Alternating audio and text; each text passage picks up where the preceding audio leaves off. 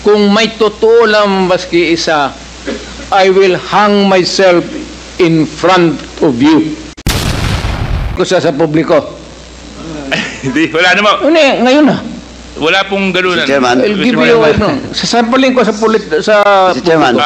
Session suspended. Session suspended.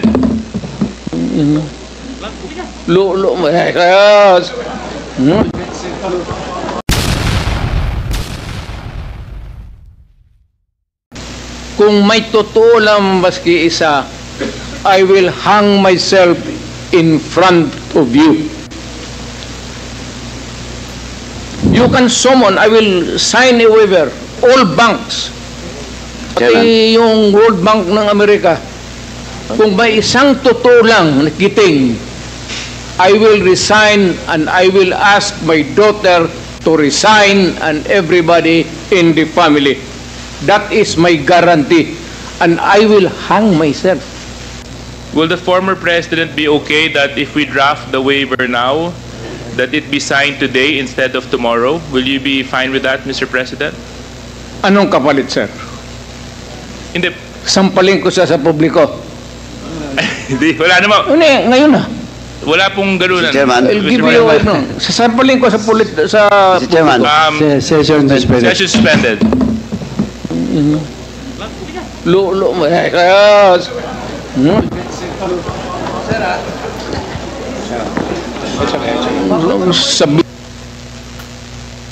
Order, please. Order. Sige, go ahead, Mr. Trillanes. So, ito po ang sige, doon po sa mga unang slides muna. Ayan. So, ito po yung mga bank accounts na nakalap ko po ito noong 2016.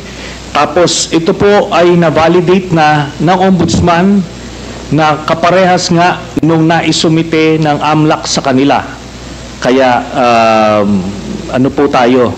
Kumpiyansa po tayo sa provenance nitong dokumentong ito. So, sige po, next slide. Ito po yung mga iba't ibang mga pumasok na pagkapirahan kay accounts ni Duterte. Tapos, sige po, next slide. Ayan. So, ang total po ng mga credits na pumasok ay 2.4 billion. No? Ngayon, kung ano talaga yung actual total, malalaman po natin yan pagka binuksan po yung accounts. Ngayon po ito, no? Ang pagkakamali po ni Mr. Duterte nung nagtatago siya ng pagkapirahan ay ginawa niyang joint account yung kanyang anak na si Vice President Sara Duterte. Kaya ito po ay alam po naman natin na exempted sa bank secrecy law ang impeachment. So lalabas po yan lahat. Sige po, next slide. Ito po yung last slide, no. Dito po, meron po ito pong mga transactions na ito. Meron pong kay Vice President Sara, meron po kay Duterte, meron po kay Baste Duterte, meron kay Pulong Duterte, at meron po kay Hanilet Abansenya. Ito pong mga ito ay mga managers checks under their name na ang origin po ng account ay yung isa dun sa mga drug lords na minention ni Las Cañas na si Sammy Uy. Ito po, ano ito? Siguro ng mga panahon na yan, 2011 to 2013, medyo kumpiyansa sila sa kanilang mga gawain, kaya may physical na checks, no? Pero after that, ano na, ang mga deposito diretso na sa account, so wala nang paper trail. Pero makikita natin dito yung pattern po, Mr. Chairman. Nagdidibidendo yung drug lord doon sa pamilya nila Duterte tuwing October at April, no? Kaya sunod-sunod po yan. And by the way, makikita po natin si Vice President Sara, meron po siyang 2 checking in-encash dyan under her name, manager's checks. Tapos ito po ay while she was mayor, no? Kaya yan ay direct bribery, no? Tapos proceeds of the illegal drug trade. Ito po ang naging pruweba natin. Kaya nung cross match po namin yung dokumento na kuha namin at dito sa mga personalidad na minention po ni Arturo Las Cañas, na-confirm namin yung kanyang istorya. Nakita niyo po dyan, si Duterte, pareha sila ng amount na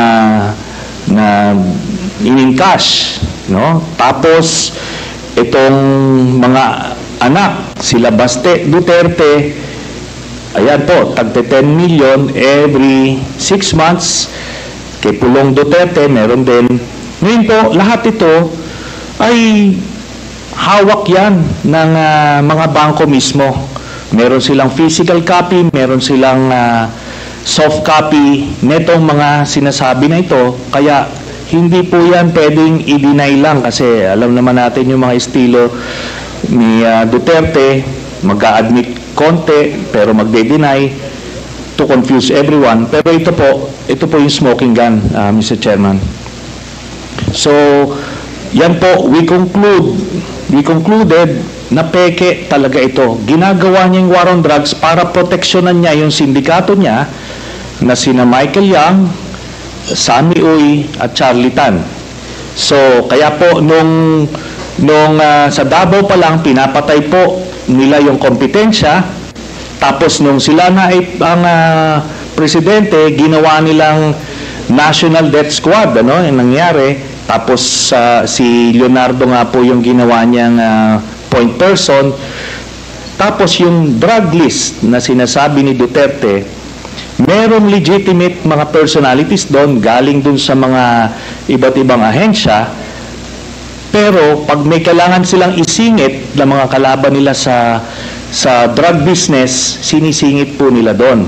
Kaya nga may mga tinutumba na mga involved din sa illegal drugs kasi kompetensya nila yon sa distribution. Kaya yan po, lahat na yan ay napagtagpi-tagpi namin. So, kaya that would explain kung bakit protektado si Michael Yang kahit na may report itong si Colonel Asierto. Tapos hindi lang po yan, nung nilabas po yung report na yon, sa sobrang pagproteksyon nila kay Michael Yang, yung mismong gumawa ng investigasyon, yun yung gustong ipapatay at sinampahan ng kaliwat kanang kaso. Kaya makita natin dun sa mga drug lord na hindi kasabwat sa sindikato ni Duterte, ano siya, porsigido siyang patayin. Pero doon sa kanilang grupo, itong mga ito na mention, Michael Yang, Charlie Tan at Sammy Uy, protektado hanggang ngayon. Ni nga si yung PDEA director ni Duterte na si Wilkins Villanueva, ni hindi nga masama sa drug list hanggang after 2022 si Michael Yang. Yun po ang dahilan kasi binilin po sa kanya yan ni Duterte. Salamat po. Mr. Chair. Yeah, please proceed, Congressman Teves. May I Mr. ask Chairman. the former President kung alam niyo po ba na kinasuhan po ni former Senator Trillanes sina Congressman Paulo Duterte, Attorney Mans Carpio for drug smuggling? Hindi ho. Pero kung totoong drug smuggling man sila, they should be prosecuted in court.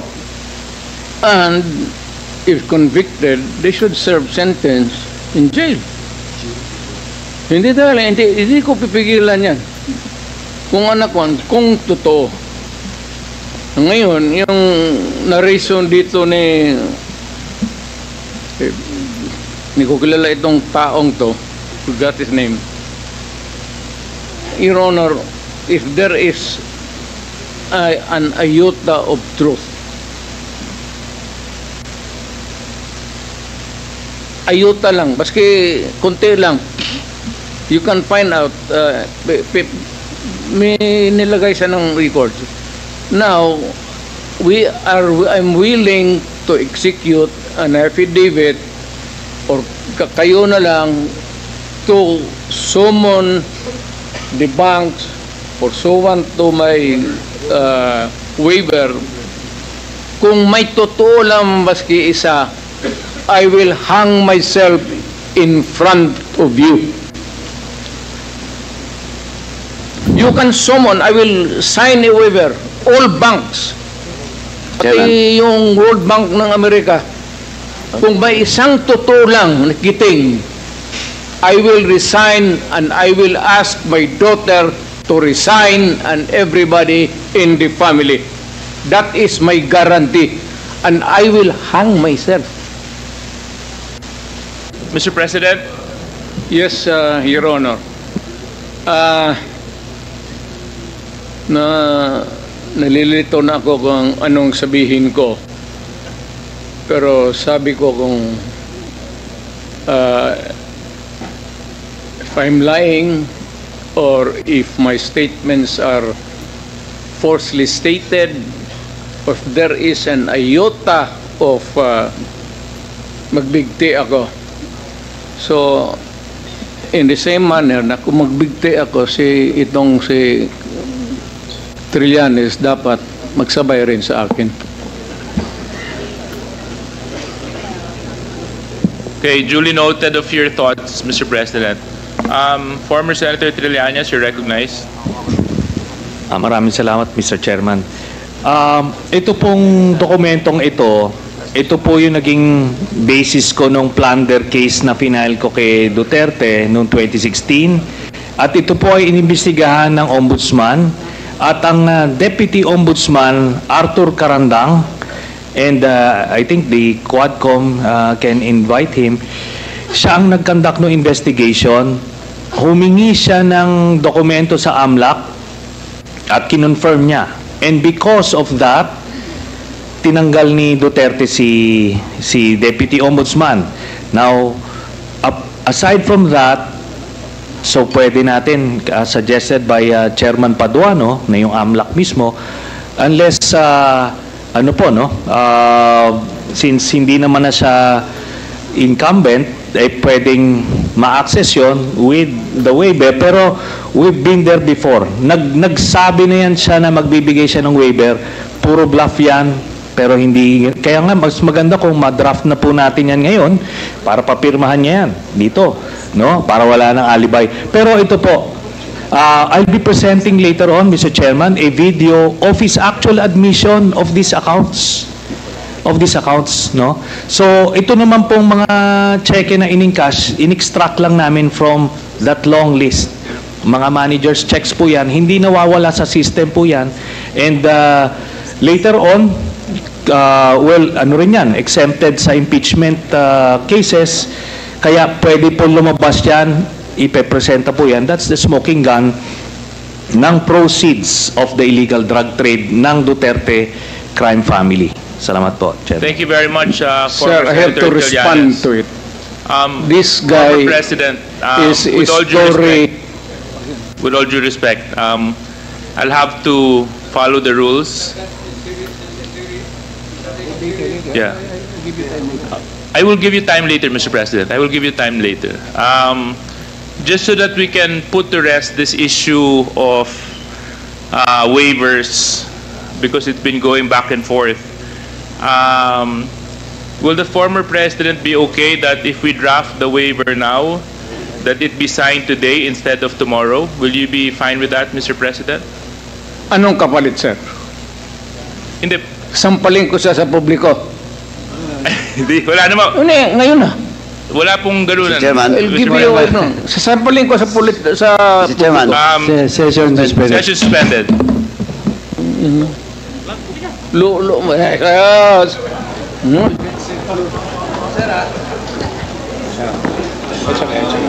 Sabi. Order, please. Order.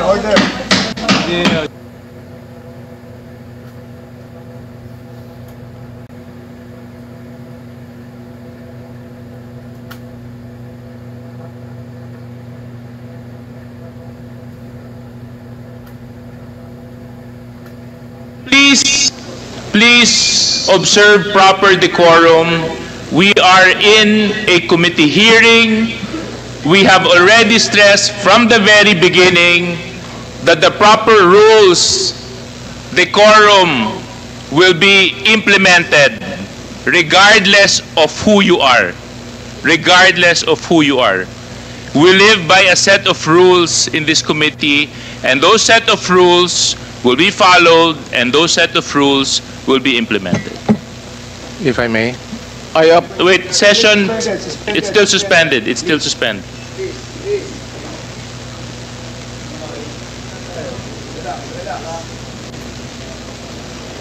Just so that we can put to rest this issue of waivers, because it's been going back and forth. Will the former president be okay that if we draft the waiver now, that it be signed today instead of tomorrow? Will you be fine with that, Mr. President? Anong kapalit, sir? Hindi. Sampaling ko siya sa publiko. Hindi, wala naman. Ngayon na. Wala pong ganunan. Chairman. I'll give you a no. Sampaling ko sa Mr. Chairman. Session suspended. Session suspended.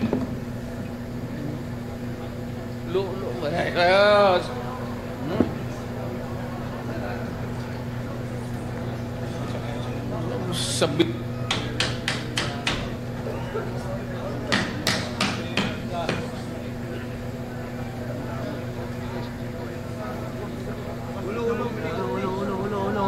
Ulo muna, huwag mo na tatawid. Wala mo na tatawid. Ulo. Can we please observe proper decorum? We are in a committee hearing. We have already stressed from the very beginning that the proper rules, decorum, will be implemented regardless of who you are. Regardless of who you are. We live by a set of rules in this committee, and those set of rules will be followed, and those set of rules will be implemented. If I may. Wait, session, it's still suspended. It's still suspended.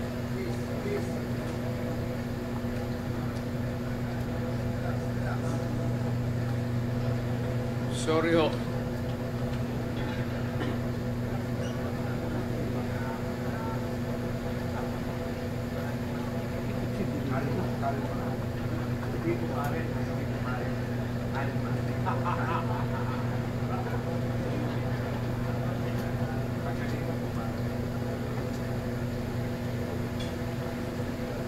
If I may, Mr. Chair.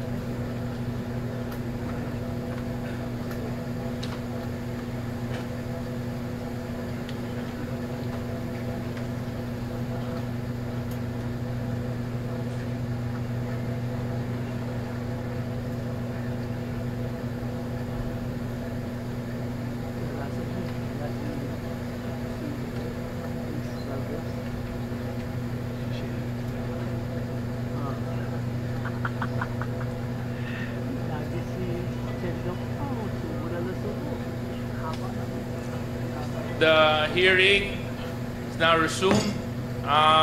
Chairman? Yes, Chair. SDS. Mr. Chair, Mr. Chairman, may I move, Wait, former Mr. Chairman. President. I just would Yeah. like to apologize for the unbecoming Thank you very much for your apology. It is accepted, and I hope that the others beside you would also observe proper decorum.